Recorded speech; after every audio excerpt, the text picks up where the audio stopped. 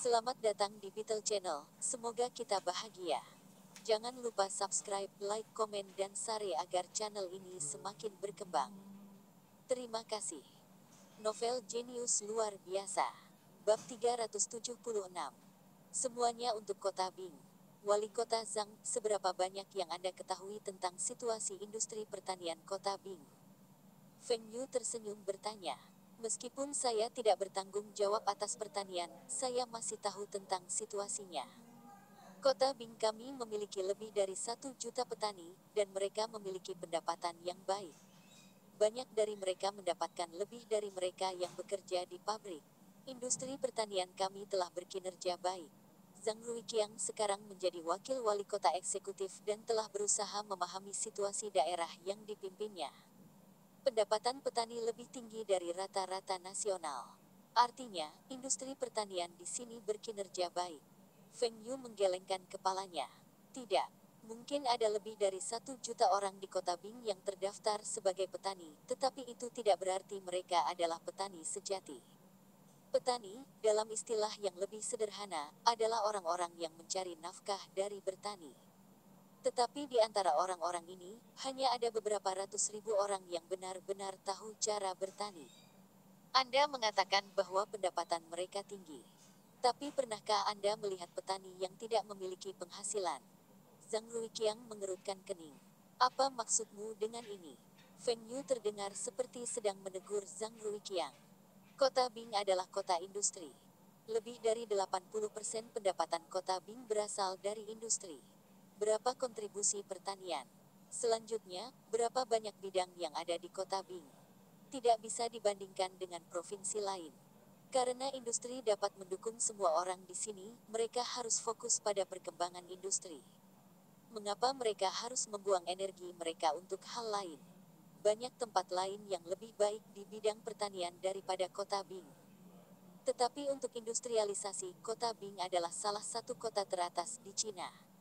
Kota Bing kami memiliki banyak petani yang memiliki pengetahuan dan pengalaman. Tetapi tidak ada cukup ladang untuk mereka. Para petani ini tidak dapat mendirikan pertanian skala besar. Di kabupaten-kabupaten yang berpenghasilan tinggi dari bercocok tanam, sebagian besar adalah peternak atau memiliki lahan sendiri. Mereka yang bergantung pada ladang yang dialokasikan untuk mereka oleh desa nyaris tidak bertahan hidup. Mengolah tanah. Itu berarti mereka tidak membayar pajak. Anda memberitahu saya bahwa ini juga terjadi di distrik Anda. Zhang Ruiqiang fokus pada poin yang salah. Wali kota Zhang ini bukan masalah utama. Masalah utamanya adalah saya telah menemukan peluang bagi petani kita untuk bertani. Itu juga wilayah yang luas. Apa? Anda ingin meminta pemerintah untuk memberikan mereka persetujuan untuk mengolah tanah secara legal? Mustahil. Ini akan merusak lingkungan. Saya akan mengambil tindakan terhadap orang-orang ini, dan para petinggi sangat prihatin dengan masalah ini. Segera kebijakan baru akan diumumkan untuk mengekang tindakan ini. Zhang Ruiqiang tidak senang dengan saran Feng Yu. Para petinggi telah menyebutkan tentang tanah yang dibudidayakan secara ilegal itu. Para petani ini tidak membayar pajak dan merusak lingkungan. Mereka harus dihentikan. Untuk mengembangkan industri pertanian diperlukan lahan yang cukup luas. Ini tidak bisa dilakukan dalam waktu singkat. Zhang Ruiqiang tidak bisa melawan petinggi. Tentu saja, saya tidak berbicara tentang melegalkan penggarapan lahan. Saya menyarankan untuk menyita tanah yang dibudidayakan secara ilegal itu dan mengembalikannya ke hutan. Kata Feng Yu. Zhang Ruiqiang mengangkat alis. Mengembalikan tanah itu ke hutan. Feng Yu juga tahu tentang kebijakan baru. Namun kebijakan barunya belum dilaksanakan. Apa yang direncanakan Feng Yu? Dia telah berpikir untuk menghentikan para petani itu, tetapi tidak dengan paksa. Para petani itu pasti tidak akan mendengarkannya. Para petinggi masih mendiskusikan masalah ini dan belum menyelesaikan kebijakan. Para petani akan membutuhkan beberapa kompensasi jika pihak berwenang akan menyita tanah. Tidak ada peraturan khusus yang menyatakan bahwa petani melanggar hukum dengan mengolah tanah. Bagaimana para petani akan bertahan jika pemerintah mengambil kembali tanah-tanah itu dan tidak memberi mereka kompensasi? Para petani itu akan menimbulkan masalah bagi pemerintah. Sekarang, Feng Yu memintanya untuk bertindak melawan para petani itu. Apakah dia gila? Bagaimana Anda akan mengembalikan tanah itu ke hutan? Bagaimana Anda akan memberi kompensasi kepada para petani itu? Kota tidak punya uang.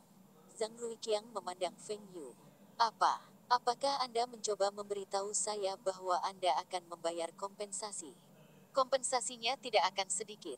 Jika kita dapat memberitahu mereka bahwa ada area yang luas di mana mereka dapat bercocok tanam dan masih menghasilkan banyak uang, apakah menurut Anda mereka akan bersedia mengembalikan tanah itu?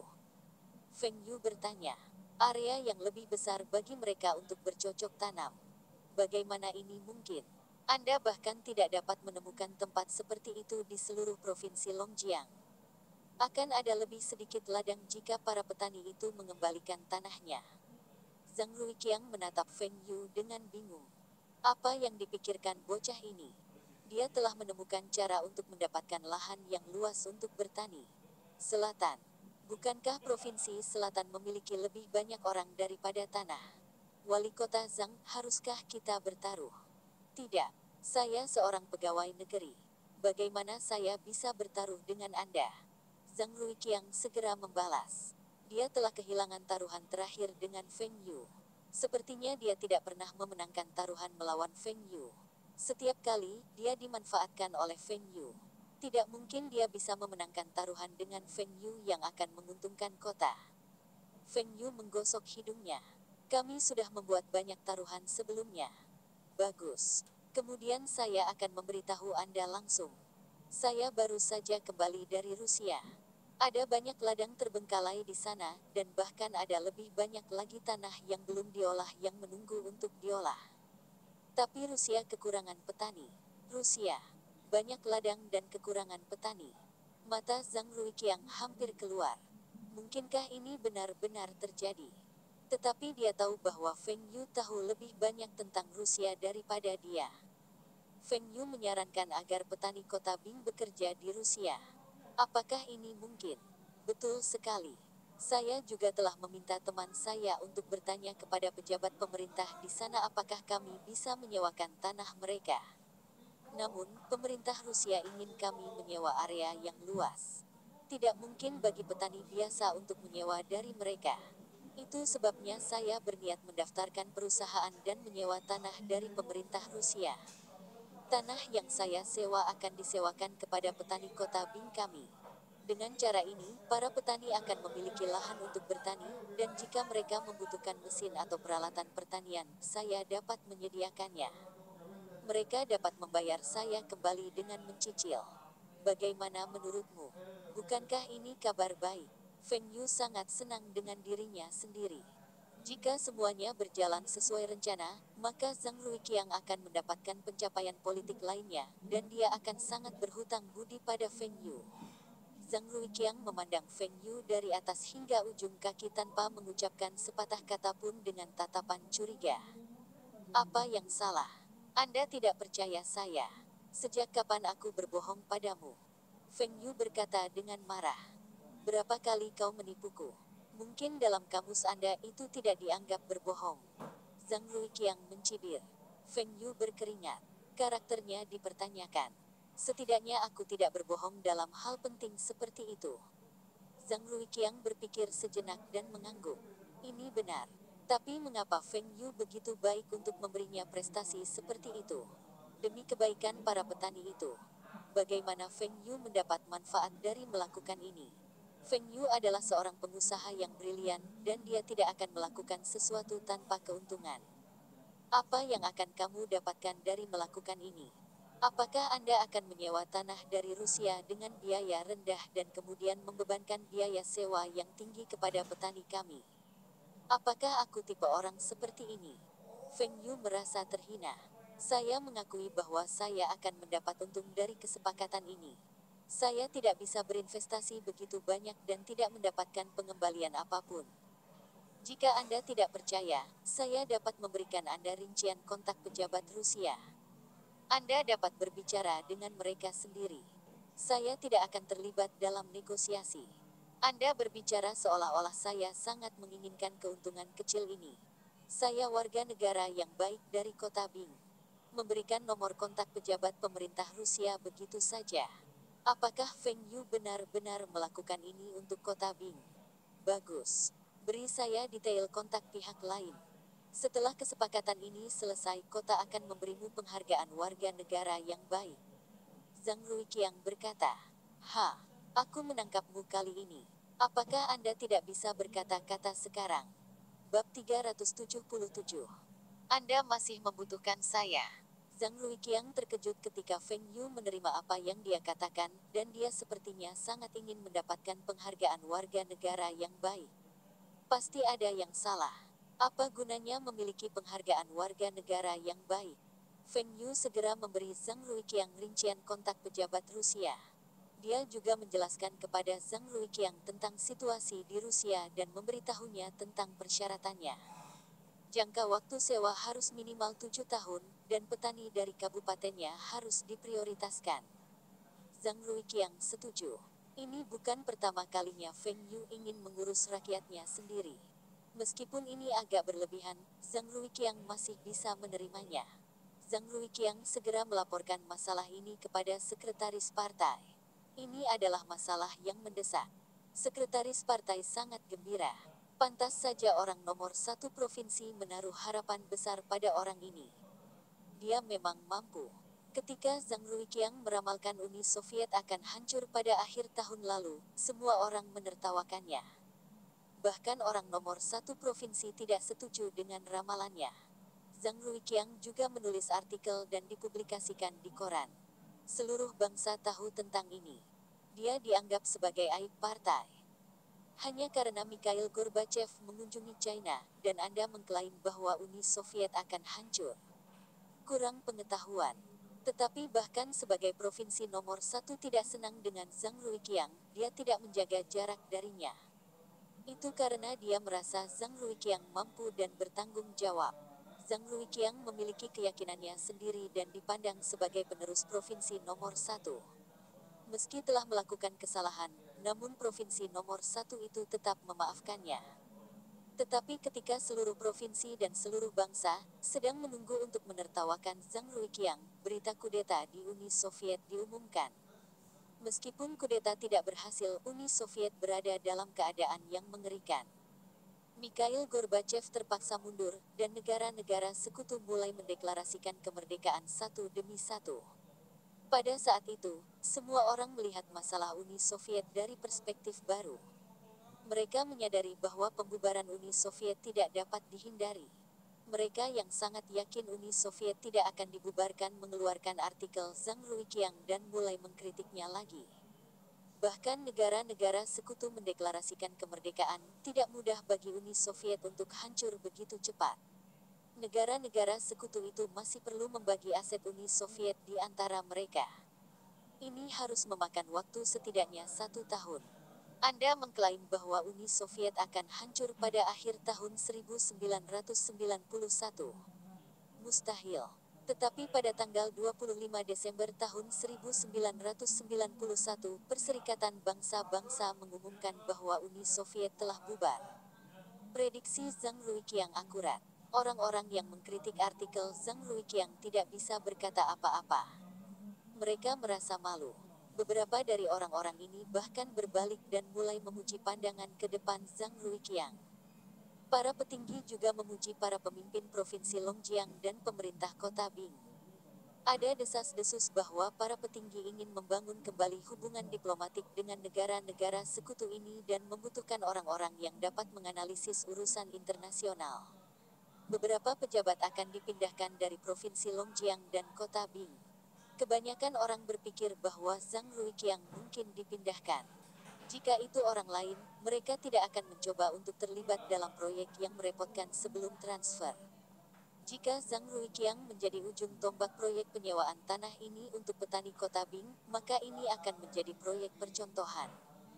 Zhang Ruiqiang akan terikat oleh proyek ini dan tidak dapat dipindahkan ke pemerintah pusat. Setiap pejabat ingin dipindahkan ke pemerintah pusat. Ini adalah tempat di mana seseorang akan paling dekat dengan pejabat tinggi. Ada banyak peluang untuk promosi. Sekretaris Partai Kota Bing memandang Zhang Ruiqiang dan bertanya, Ruiqiang, apakah Anda yakin ingin memimpin proyek ini? Zhang Ruiqiang mengangguk. Ya, saya yakin. Saya tertutup untuk Feng Yu, dan Feng Yu adalah orang yang menyarankan ini. Dia juga telah berbicara dengan pejabat Rusia. Jika orang lain yang memimpin proyek ini, kita mungkin akan kalah. Lagi pula kebanyakan dari kita tidak akrab dengan Rusia. Bagus. Lanjutkan. Saya akan melaporkan masalah ini ke atasan. Sekretaris partai menepuk punggung Zhang Ruiqiang. Dia merasa beruntung memiliki bawahan yang cakap. Zhang Ruiqiang, mewakili pemerintah kota Bing mulai menghubungi pemerintah Rusia setempat. Pihak Rusia sudah diberitahu tentang masalah ini.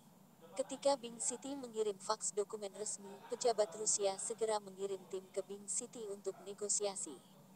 Ini telah dibahas di Rusia. Semua pejabat merasa bahwa ini adalah hal yang baik. Sekretaris Partai Kota Bing melaporkan masalah ini ke Provinsi nomor 1 dan 2. Keduanya merasa bahwa ini adalah jalan yang belum pernah dilalui oleh siapapun sebelumnya. Provinsi nomor 2 melihat nomor 1. Zhang Ruiqiang adalah pria Anda. Ia sempat diberi kesempatan untuk dipindahkan ke pemerintah pusat. Jika dia mengambil proyek ini, dia akan kehilangan kesempatannya. Provinsi nomor 1 senang. Inilah yang dia sukai dari Zhang Ruiqiang. Semua yang dilakukan Zhang Ruiqiang adalah untuk rakyat dan bukan untuk promosi. Jika proyek ini sukses, provinsi nomor 1 akan mencoba yang terbaik untuk mempromosikannya. 3 hari kemudian, Feng Yu sedang berbicara dengan Lina di telepon. Nana, datanglah ke kota Bing selama beberapa hari. Katakan saja kepada keluarga Anda bahwa Anda mengunjungi guru-guru SMA Anda. Kita tidak boleh melupakan mantan guru kita bahkan ketika kita belajar di Beijing. Ini semua adalah alasan yang dibuat oleh Feng Yu. Aku tidak nyaman beberapa hari ini. Lina sengaja berkata. Apa yang kamu pikirkan? Saya benar-benar ingin mengunjungi mantan guru kami. Feng Yu serius menjawab. Ini hanya beberapa hari. Periode Lina akan berakhir dalam 1 atau 2 hari. Hentikan. Saya akan bertanya kepada orang tua saya. Dongjun juga akan pergi ke kota Bing. Aku bisa bepergian dengannya. Tujuan Wen Dongjun datang ke kota Bing, sama seperti Feng Yu meminta Lina ke kota Bing. Tidak apa-apa jika seseorang tidak mencicipi buah terlarang. Tetapi jika seseorang menggigitnya, dia akan ketagihan. Mereka berdua mengobrol sebentar dan menutup telepon. Telepon berdering segera. Feng Yu, apa yang kamu lakukan? Kenapa nomor rumahmu selalu aktif dan kamu tidak membalas teleponku setelah meneleponmu berkali-kali? Zhang Ruiqiang berteriak ke gagang telepon. Hah, wali kota Zhang. Apa yang salah? Saya di rumah. Apa aku menyinggungmu? Feng Yu sengaja bertanya. Feng Yu tahu bahwa tim negosiasi Rusia telah tiba di kota Bing dari Kirilenko. Tak perlu ditanyakan, negosiasi tidak boleh berjalan dengan baik. Datanglah ke kantorku sekarang. Aku baru saja akan mandi. Saya baru saja selesai berolahraga dan tidak berkeringat. Zhang Ruiqiang. Anda sedang menelepon itu sebabnya nomor Anda bertunangan. Jangan bilang bahwa Anda sedang berolahraga sambil menelepon. Kami memiliki beberapa masalah dalam bernegosiasi dengan pejabat Rusia. Kami ingin mengundang Anda untuk membantu kami. Zhang Ruiqiang mengubah nada suaranya. Bagaimanapun, Feng Yu bukan bawahannya. Oh, jika itu masalahnya, aku harus membantu kota Bing. Saya tidak akan mandi kalau begitu. Saya akan bergegas sekarang.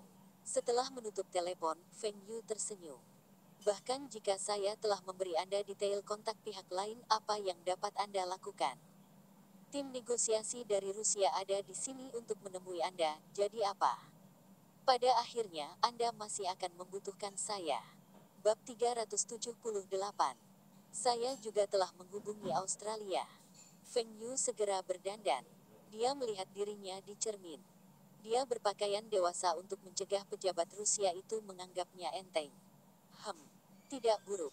Tampan sampai tidak punya teman lagi. Ketika Feng Yu bergegas ke pemerintah kota, Zhang Ruiqiang menjadi tidak sabar.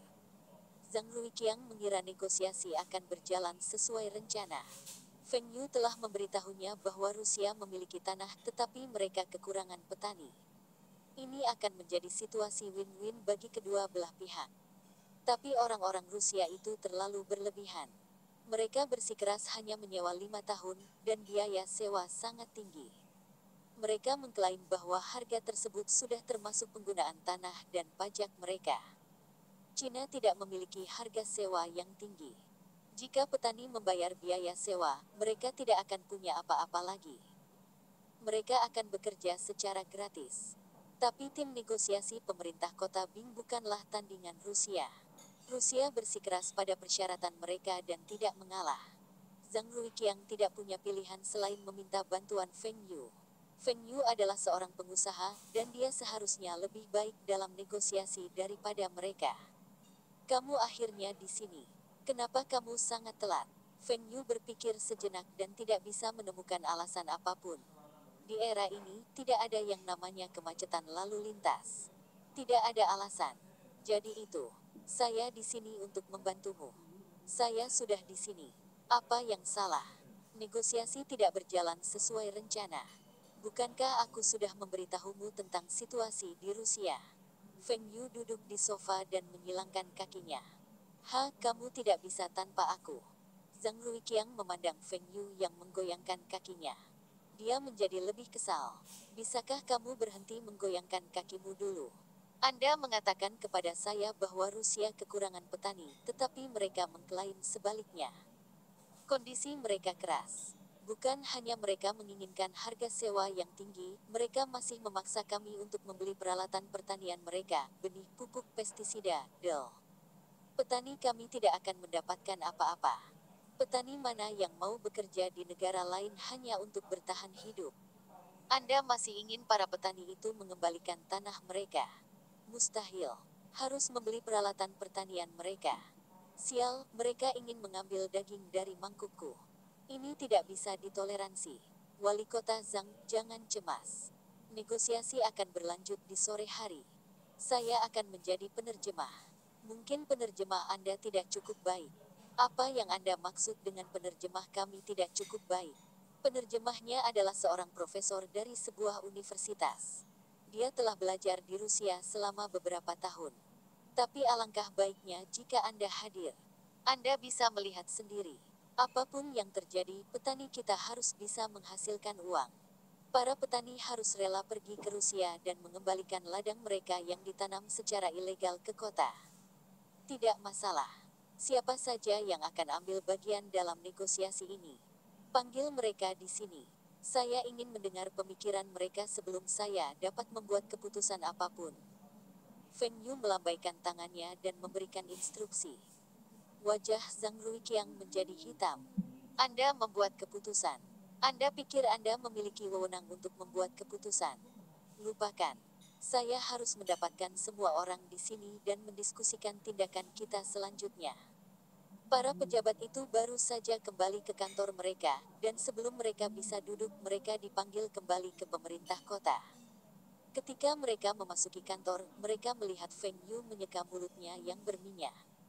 Dia dipanggil ke pemerintah kota oleh Zhang Ruiqiang sebelum dia sempat sarapan.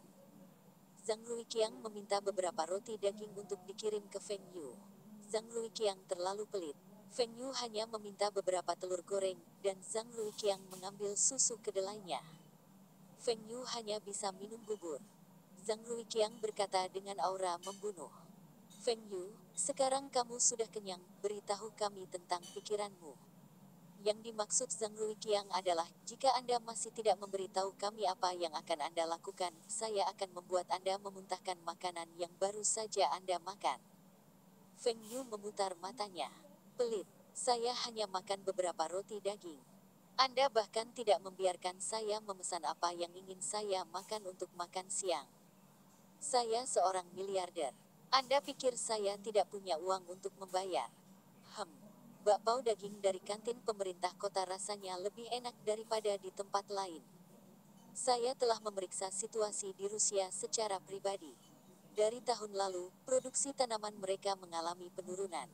Produksi alat pertanian mereka, produksi pupuk, produksi pestisida juga menurun. Mereka bahkan tidak memiliki cukup benih yang tersisa. Semakin banyak ladang yang terbengkalai, karena tidak ada yang mengurus ladang. Rusia, terutama wilayah timur jauh, memiliki banyak lahan yang belum digarap. Hasil pertanian utama mereka adalah biji bunga matahari, kentang, biji rami, gandum, dan oat. Di antara produk ini, petani kami mengkhususkan diri dalam menanam gandum, oat, kentang, dan beet. Sebenarnya ladang mereka juga cocok untuk ditanami kedelai, jagung, sayuran, del. Dari apa yang saya ketahui, sangat sedikit petani Rusia yang menanam jagung dan kedelai di wilayah itu. Jagung merupakan tanaman dengan hasil tinggi. Itu bisa memecahkan masalah kekurangan pangan di Rusia. Selama era Uni Soviet, 10 tahun yang lalu Uni Soviet termasuk Rusia adalah salah satu produsen tanaman utama dunia. Tapi sekarang, mereka harus bergantung pada impor. Orang bisa melihat penurunan industri pertanian mereka dari ini. Situasi ini pasti akan berlangsung untuk jangka waktu tertentu. Bisnis industri terkait pertanian mereka membosankan. Ini merupakan indikasi lain bahwa industri pertanian mereka sedang menurun. Mereka lebih cemas dari kita. Jadi, kita harus memiliki sikap kita tidak terburu-buru. Wali kota Zhang seharusnya tidak menghadiri negosiasi di sore hari. Saya akan menghadiri negosiasi dengan kepala pertanian Li. Oh, siapkan makan malam untuk menjamu tamu-tamu ini juga. Zhang Ruiqiang dan yang lainnya mendengarkan Feng Yu dengan ragu-ragu dan merasa bahwa apa yang dia katakan pada awalnya masuk akal. Tapi apa yang dia bicarakan pada akhirnya? Ketua tim negosiasi tidak boleh menghadiri pembicaraan di sore hari. Anda akan hadir. Apa yang bisa kamu lakukan di sana? Anda bahkan tidak memiliki posisi di pemerintah kota. Juga, Anda ingin kami menyiapkan makan malam untuk orang Rusia yang menjengkelkan itu. Semua orang mengira Zhang Ruiqiang tidak akan setuju dengan Feng Yu, dan bahkan memarahinya. Tapi Zhang Ruiqiang mengangguk. Dia setuju. Mereka telah mendengar bahwa Zhang Ruiqiang dekat dengan Feng Yu. Tapi membiarkan anak nakal bernegosiasi dengan pejabat Rusia itu. Banyak orang di kantor tidak tahu tentang kekayaan bersih Feng Yu yang sebenarnya. Mereka mengira bahwa perusahaan mesin perdagangan Taihua, Del, semuanya dimiliki oleh Feng Xingtai. Feng Yu hanyalah generasi kedua yang licik. Mungkin Feng Yu memiliki beberapa kemampuan yang dikagumi wali kota Zhang. Tapi wali kota Zhang seharusnya tidak membiarkan anak ini melakukan apapun yang dia inginkan. Ketika tim negosiasi lainnya ingin membujuk Zhang Ruiqiang, dia melambaikan tangannya. Sudah selesai. Feng Yu, aku tidak peduli apa yang akan kamu lakukan, tetapi kamu harus menyelesaikan masalah ini. Feng Yu tersenyum dan bertanya, kalau begitu, bisakah saya mendapatkan uang receh dari kesepakatan ini? Ya, kota tidak bisa mendapatkan keuntungan dari kesepakatan ini, tapi Anda tidak bisa mendapatkan lebih dari petani. Sisanya terkejut. Wali kota Zhang mengizinkan Feng Yu mendapat untung dari kesepakatan ini. Dia membuat kesepakatan dengan bos perusahaan swasta ini di depan mereka. Bagus. Kemudian saya akan mendirikan perusahaan baru nanti. Kota harus memiliki saham di perusahaan ini. Dengan cara ini, kota akan memperoleh beberapa keuntungan, dan kota dapat menggunakan keuntungan tersebut sebagai subsidi bagi para petani tersebut. Oh, saya lupa memberitahu Anda semua bahwa petani kita pasti bisa menghasilkan uang dari bertani di luar negeri. Bahkan jika mereka tidak dapat pergi ke Rusia, tidak apa-apa. Saya telah menghubungi Departemen Pertanian Australia. Bab 379. Ada yang salah. Tolong dukung saya dengan menggunakan tautan ini PayPal. Menop Translator atau Patreon Feng Yu telah menghubungi Departemen Pertanian Australia. Bahkan Zhang Ruiqiang terkejut. Itu hebat. Pertanggungan. Dengan cara ini, akan lebih mudah bagi mereka untuk bernegosiasi dengan Rusia. Meskipun Australia sedikit lebih jauh dari Cina, tidak ada banyak perbedaan dari Rusia. Para petani masih bekerja di luar negeri. Mereka masih akan kembali ke rumah setahun sekali. Para petani akan menerima ini juga. Ini adalah kartu truf mereka dalam negosiasi mereka.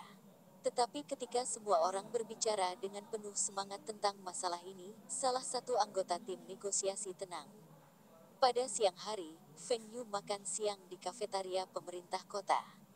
Meskipun dia sedang makan siang dengan Zhang Ruiqiang dan pejabat lainnya, hanya ada 4 hidangan dan 1 sup. Hanya satu hidangan yang merupakan hidangan daging. Menurut Zhang Ruiqiang, hanya karena Feng Yu sedang makan siang bersama mereka, mereka memiliki hidangan tambahan. Biasanya, mereka hanya memiliki 2 piring dan 1 sup. Feng Yu terdiam. Anda hanya menambahkan 2 hidangan sayuran untuk saya. Wow, itu murah hati. Saya harus mengambil kesempatan ini untuk menghasilkan lebih banyak uang untuk diri saya sendiri. Siti tidak bisa terus-menerus mendapatkan semua keuntungan. Para petani itu juga tidak akan berterima kasih kepada saya. Setelah makan siang, pejabat Rusia masuk ke ruang pertemuan. Masing-masing dari mereka berjalan dengan kepala terangkat tinggi. Mereka memiliki tampilan yang percaya diri. Feng Yu penasaran. Tidak peduli seberapa tidak bergunanya Zhang Ruiqiang dan timnya, tidak mungkin mereka gagal dalam negosiasi ini. Tuntutan yang ditetapkan oleh pejabat Rusia terlalu keras. Bagaimana para pejabat Rusia ini datang dengan kondisi ini? Hah, mengapa orang-orang yang baru saja datang terus menatapku? Saya duduk di kursi penerjemah. Mereka seharusnya tidak memperhatikan penerjemah muda. Mereka terlihat waspada terhadapku. Mengapa mereka begitu defensif terhadap penerjemah? Kecuali, orang-orang ini tahu bahwa Feng Yu akan menjadi orang yang akan memimpin negosiasi. Tapi bagaimana mereka tahu? Feng Yu tidak cukup arogan untuk berpikir bahwa semua orang tahu siapa dia, bahkan di kota Bing. Apalagi di luar negeri. Feng Yu hanya menyebutkan masalah ini kepada Kirilenko, dan tidak ada alasan Kirilenko akan memberitahu mereka tentang dia. Dari mana orang-orang ini mendapatkan berita? Feng Yu menundukkan kepalanya dan mencoba untuk tidak membiarkan orang memperhatikannya. Mungkin dia terlalu banyak berpikir. Mungkin orang-orang Rusia ini hanya ingin tahu tentang wajah yang tidak dikenalnya. Bagaimanapun, Feng Yu masih terlalu muda. Bapak Ivanov, kami telah membahas persyaratan Anda dan menganggap persyaratan itu terlalu keras. Kami tidak bisa menerimanya. Jika pihak Anda bersedia menurunkan tuntutan Anda, maka kami dapat melanjutkan diskusi kami. Kepala Pertanian Li berkata. Feng Yu berkata di belakang dan menerjemahkan semua yang dikatakan Kepala Li ke dalam bahasa Rusia. Tim negosiasi Rusia terdiri dari perwakilan 3 wilayah. Ivanov adalah perwakilan dari area terbesar dan juga pemimpin tim. 2 perwakilan lainnya adalah wakilnya. Semua keputusan dibuat oleh mereka bertiga. Anggota tim lainnya ada di sana untuk melayani mereka. Lalu apa yang diinginkan Kota Bing?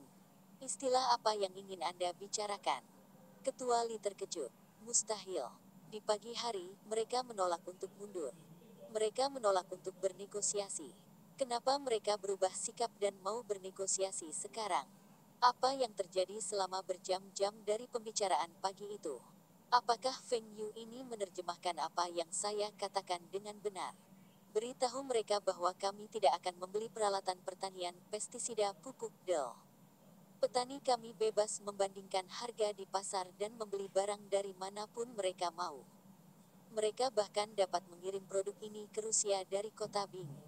Chief Li mengatakan kondisi yang tidak spesifik untuk menguji sikap pihak lain. Kali ini, dia meminta profesor dari Universitas Longjiang untuk menerjemahkan. Profesor terkejut dan menatap kepala Li. Penerjemah muda itu baik-baik saja. Bagus. Karena saya telah menerima tugas ini, maka saya harus menerjemahkan.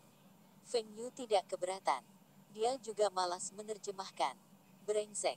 Kepala Li ini benar-benar memperlakukannya sebagai penerjemah. Zhang Ruiqiang telah mengatakan bahwa dialah yang akan memimpin negosiasi ini. Bagian mana dari kepala Li ini yang tidak mengerti? Anda pikir Anda bisa menangani pembicaraan? Lanjutkan. Jika Anda benar-benar mampu, mengapa pembicaraan pagi ini gagal? Karena Anda pikir Anda mampu, lanjutkan. Aku akan melihat seberapa baik Anda tarif. Pembicaraan berlanjut, dan Chief Li menggunakan semua trik dan keterampilannya. Ia seperti kembali ke masa mudanya. Juara debat. Dia telah membuat tim Rusia mundur dan berhasil membiarkan Rusia setuju untuk mengizinkan para petani memiliki kebebasan membeli. Chief Li dan anggota timnya sangat bersemangat. Hanya Feng Yu yang mendesah di dalam hatinya. Sekelompok idiot yang tidak berguna ini. Ini membuat mereka menyerah. Selain Rusia tidak dapat menetapkan harga, apalagi yang mereka menyerah. Memberi Anda kebebasan untuk membeli. Jika Anda mempertimbangkan biaya, akan lebih murah bagi petani untuk membeli di Rusia. Biaya transportasi dari kota Bing ke Rusia merupakan biaya tambahan bagi para petani. Selain itu, benih dari kota Bing mungkin tidak cocok untuk ditanam di Rusia. Jangan lupa bahwa Rusia menetapkan produksi minimum tahunan ladang. Lihat saja bit. Bit mereka memiliki daun merah, dan Anda memiliki daun hijau. Ini adalah spesies yang berbeda. Anda telah berbicara selama berjam-jam, namun tidak ada yang diselesaikan. Kalian semua masih bisa merasa bangga. Jika Feng Yu adalah pihak lain, petani kota Bing akan habis. Misalnya, para pejabat Rusia dapat membuat orang-orang mereka memanipulasi harga pasar dan memberi harga barang-barang itu sedikit lebih tinggi di daerah-daerah di mana para petani kota Bing menyewa tanah.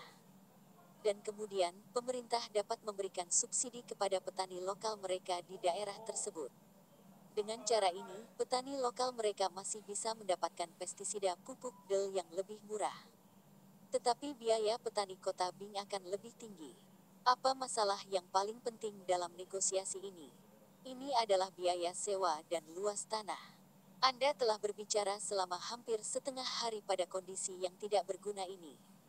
Mengapa Anda tidak membicarakan hal-hal penting terlebih dahulu? Pihak lain membiarkan Anda menang dengan persyaratan yang tidak penting ini sekarang. Lalu ketika Anda membahas kondisi kritis dan mereka menuntut Anda untuk menyerah, apakah Anda akan menyerah? Tentu saja. Chief Lee menyadari bahwa pejabat Rusia telah menyerah di banyak bidang. Tetapi ketika mereka mulai berbicara tentang tarif dan area sewa, mereka tegas dan menolak untuk mundur. Para pejabat Rusia sekarang mulai berkata, "Kami baru saja menyerah pada tuntutan Anda. Bukankah seharusnya pemerintah kota Bing mundur sedikit? Rusia dan China memiliki hubungan diplomatik yang baik. Anda seharusnya tidak membiarkan kami berada pada posisi yang kurang menguntungkan. Ini akan mempengaruhi hubungan negara kita." Feng Yu mencibir di dalam hatinya. Kepala Li berpikir bahwa dia mampu. Sebelumnya dia berbicara dengan sangat percaya diri. Kenapa dia goyah sekarang? Apa gunanya membuat Rusia menyetujui persyaratan sebelumnya? Berapa banyak yang bisa Anda hemat dari itu? Tarif sewa adalah bagian terpenting dari negosiasi ini, dan itu akan mempengaruhi pendapatan para petani. Hah, ada yang tidak beres. Mengapa penerjemah itu mengangkat cangkir tehnya setiap kali kepala Li berhenti berbicara? Meskipun Anda minum teh setelah Chief Lee selesai berbicara, tetapi Anda tidak boleh melakukannya setiap saat. Jika seseorang meminum teh seperti penerjemah itu, cangkir tehnya harus kosong. Kenapa dia masih berpura-pura meminum tehnya? Ada yang salah dengan penerjemah ini. Feng Yu berpikir kembali saat pejabat Rusia masuk ke ruangan. Pikiran yang menakutkan muncul di benaknya. Bab 380. Anda harus menjadi pengkhianat yang gigih. Feng Yu memberi isyarat kepada kepala Li dan membisikkan sesuatu ke telinganya. Kepala Li memandang Feng Yu dengan bingung. Apa yang dipikirkan anak ini? Dia ingin mengakhiri negosiasi untuk hari ini. Semuanya berjalan lancar sampai sekarang. Jika mereka menghentikan pembicaraan sekarang, maka besok Rusia akan lebih arogan. Kepala Li, percayalah padaku. Besok saya akan memberikan jawaban yang memuaskan. Anda juga harus percaya pada penilaian wali kota Zhang. Chief Lee bisa menepis bagian pertama kalimat. Tapi dia tidak bisa mengabaikan bagian terakhir. Mengapa wali kota Zhang sangat mempercayai Feng Yu ini dan berpikir bahwa dia dapat membantu mereka dalam negosiasi? Mungkinkah Feng Yu ini mengetahui sesuatu yang tidak mereka sadari? Jika itu masalahnya, maka pembicaraan harus berakhir untuk hari itu. Bagaimanapun, mereka telah membuat beberapa kemajuan. Dia juga bisa kembali dan melapor ke wali kota Zhang. Bapak Ivanov, saya pikir negosiasi kita harus berakhir hari ini. Saya dapat mengatakan bahwa Anda semua lelah. Malam ini, kami telah menyiapkan beberapa pertunjukan di Istana Budaya untuk Anda dan tim Anda. Anda harus mengambil makan malam lebih awal. Ivanov memandang para wakilnya dan mengangguk. Mereka seharusnya tidak menekan pemerintah kota Bing terlalu keras. Jika berita itu nyata, maka mereka harus menyerah pada tuntutan pemerintah kota Bing. Ada baiknya mereka mengakhiri pembicaraan hari ini. Dengan cara ini, mereka akan memiliki waktu untuk memverifikasi berita tersebut. Setelah negosiasi berakhir, Feng Yu dan Kepala Li kembali ke kantor Zhang Ruiqiang. Kepala Li dengan bangga melaporkan kepada Zhang Ruiqiang tentang kemajuan yang telah dia buat dengan negosiasi. Ini semua adalah kreditnya. Zhang Ruiqiang selesai mendengarkan laporannya dan melihat Feng Yu mengerutkan kening.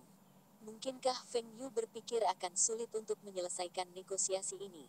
Feng Yu, mengapa kamu tidak memberitahu mereka bahwa kamu telah berbicara dengan Departemen Pertanian Australia? Feng Yu membuka telapak tangannya.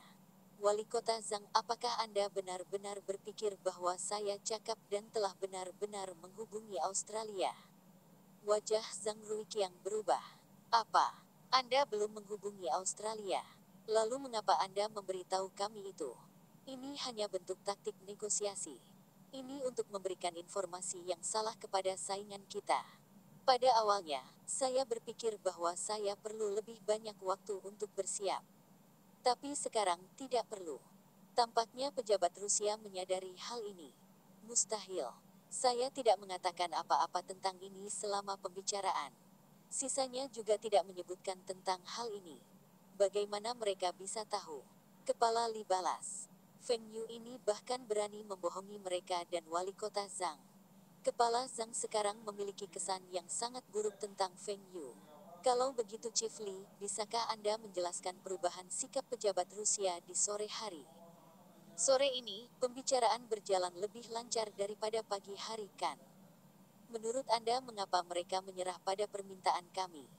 Feng Yu bertanya. Kepala Li kehilangan kata-kata. Dia berpikir kembali, dan sepertinya Feng Yu benar. Tapi bagaimana orang Rusia tahu tentang ini tanpa mereka mengatakan apa-apa? Kecuali ada pengkhianat di tim negosiasi. Kepala Li memandang wali kota Zhang, dan wajah mereka berubah. Kau tahu siapa itu? Zhang Ruiqiang bertanya dengan nada serius. Feng Yu mengangguk. Penerjemah dari urusan luar negeri. Bagaimana kamu bisa membuktikan? Kepala Li tidak percaya Feng Yu. Dialah yang menyewa penerjemah itu. Penerjemah itu pernah belajar di Uni Soviet sebelumnya. Jika penerjemah itu adalah pengkhianat, itu berarti dia telah memilih orang yang salah. Dia bahkan mungkin dicurigai bersekongkol dengan pengkhianat. Dia tidak bersalah dan tidak melakukan apapun untuk mengkhianati bangsa. Dia masih muda dan memiliki masa depan yang cerah. Hal ini akan menghancurkan karirnya. Feng Yu tersenyum dan bertanya. Kepala Li, dapatkah Anda ingat bahwa setiap kali Anda mengajukan tuntutan, penerjemah itu akan mengangkat cangkir tehnya dan Rusia akan menolak. Ketika penerjemah itu hanya menggeser cangkir tehnya, orang Rusia akan menyerah padamu. Chief Li ingat bahwa penerjemah telah mencampuri urusan cangkir tehnya selama pembicaraan. Tapi dia tidak yakin apakah yang dikatakan Feng Yu itu benar. Tapi ini sangat sederhana. Mereka hanya bisa membawa penerjemah itu untuk diinterogasi. Panggil dia masuk. Aku akan menanyakannya secara pribadi. Feng Yu terkejut. Hah? Anda ingin memanggilnya dan bertanya langsung padanya? Siapa yang begitu bodoh untuk mengakuinya? Chief Li melirik Feng Yu. Kamu tidak perlu khawatir tentang apapun. Saya akan tahu apakah dia pengkhianat dalam waktu 5 menit setelah diinterogasi. Feng Yu menoleh ke Zhang Ruiqiang. Sial, Anda setuju untuk ini juga. Penerjemah itu tiba, dan dia melihat dua pemimpin di kantor. Dia dengan hangat menyapa mereka. Dia tidak terlihat seperti mengkhianati mereka. Kepala Li tersenyum dan bertanya. Penerjemah Sui, Anda telah bekerja dengan urusan luar negeri selama beberapa tahun. Bagaimana kesehatanmu? Apa harapan masa depan Anda yang Anda miliki? Saya sehat. Saya akan mendengarkan pengaturan para pemimpin dan akan melakukan tugas saya dengan baik. Penerjemah Sui duduk tegak. Apakah para pemimpin akan mempromosikan saya? Apakah kamu punya masalah di rumah? Apakah Anda membutuhkan bantuan saya? Tidak. Keluarga saya baik-baik saja. Saya akan menikah pada akhir tahun ini. Pemimpin telah menugaskan apartemen 2 kamar tidur untuk saya. Ketua Li mengangguk. Dia terus bertanya kepada penerjemah itu seolah-olah dia sedang mengobrol santai dengannya. Karena para pemimpin dan unit Anda telah memperlakukan Anda dengan baik, mengapa Anda mengkhianati kami? Penerjemah Sue tercengang. Ah, Wali Kota Zhang, Kepala Li, saya tidak mengkhianati Anda. Tidak, Anda tidak terus mencampuri cangkir teh Anda selama negosiasi. Apakah Anda sangat haus? Saya memberi Anda kesempatan dengan meminta Anda di sini. Saya masih belum memberitahu pemeriksaan disiplin. Jika Anda mengakuinya, kita bisa terus berbicara. Tetapi jika Anda masih ngotot, maka Anda harus tahu tentang konsekuensinya. Chief Lee tiba-tiba menjadi sangat serius dan mengetukkan jarinya ke meja kopi. Penerjemah Sue segera berdiri tegak. Wali Kota Zhang, Kepala Li, saya akui. Aku minta maaf karena mengkhianatimu. Rahang Feng Yu jatuh. Bisakah ini nyata? Sial, orang-orang di era ini sangat pemalu. Bukankah orang-orang sekarang tahu bahwa seseorang seharusnya tidak pernah mengaku bersalah bahkan ketika tertangkap basah?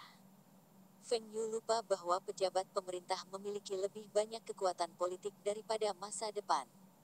Salah satu pejabat Rusia dalam tim negosiasi adalah mantan teman sekelas penerjemah Sue. Mereka bertemu lagi ketika tim negosiasi Rusia tiba di kota Bing. Pejabat Rusia itu tahu bahwa penerjemah Sue akan segera menikah. Meski pemerintah akan menyediakan perumahan untuknya, dia masih kekurangan uang. Dia berasal dari keluarga miskin, dan keluarganya terlilit hutang. Orang tuanya telah meminjam uang untuk pendidikan universitasnya. Gajinya tidak banyak, dan sebagian besar digunakan untuk membayar utang-utangnya. Menikah itu tidak murah. Dia masih perlu merenovasi apartemennya, pesta pernikahan, dan mendapatkan peralatan rumah tangga. Dia tidak punya cukup uang. Mantan teman sekelasnya mengatakan kepadanya bahwa jika dia mengungkapkan beberapa informasi orang dalam dari tim Kota Bing, dia akan memberikan sejumlah uang kepada penerjemah Sue. Dia akan mengadakan pernikahan akbar. Pada awalnya, penerjemah Sue tidak setuju. Tapi kemarin malam, dia bertengkar dengan tunangannya. Tunangannya ingin membeli televisi, kulkas, dan mesin cuci. Dia juga menuntut pernikahan akbar. Dia akan membatalkan pernikahan jika penerjemah Sue tidak dapat memenuhi tuntutan ini. Inilah alasan mengapa penerjemah Sue memutuskan untuk mengambil risiko. Dia mengatakan kepada pejabat Rusia itu bahwa kota Bing benar-benar menginginkan kesepakatan ini. Rusia mendengar ini dan tahu bahwa karena kota Bing benar-benar menginginkan kesepakatan ini, dan ini akan menjadi lokasi percontohan bagi pemerintah pusat, maka Rusia dapat memaksakan tuntutan yang lebih keras dari kota Bing. Dengan cara ini, pejabat Rusia bisa mendapatkan kredit yang lebih besar ketika kesepakatan ini berhasil. Feng Yu benar. Penerjemah Sue telah menggunakan cangkir tehnya untuk memberikan petunjuk kepada pihak lain. Dia juga yang memberitahu pihak lain tentang Feng Yu yang menghubungi pemerintah Australia. Penerjemah Sue dibayar dengan baik untuk berita ini. Pengkhianat. Anda akan dihukum berat. Anda akan menyerahkan diri Anda ke inspeksi disiplin nanti. Mungkin Anda bisa mendapatkan hukuman yang lebih ringan. Ketua Li sangat marah. Dia paling membenci pengkhianat. Kakeknya meninggal karena pengkhianat. Feng Yu tiba-tiba menyela. Kepala Li, kita harus memberinya kesempatan jika dia mau bertobat. Penerjemah Sue segera mengangguk. Itu benar. Wali Kota Zhang, Kepala Sue, tolong beri saya kesempatan. Saya tidak akan mengkhianati bangsa lagi. Aku tidak akan menjadi pengkhianat lagi. Feng Yu menggelengkan kepalanya. Tidak, kamu harus terus menjadi pengkhianat. Semua orang memandang Feng Yu dengan terkejut. Terus jadi pengkhianat. Apa yang kamu katakan? Bersambung, terima kasih telah menyaksikan dan mendukung channel ini.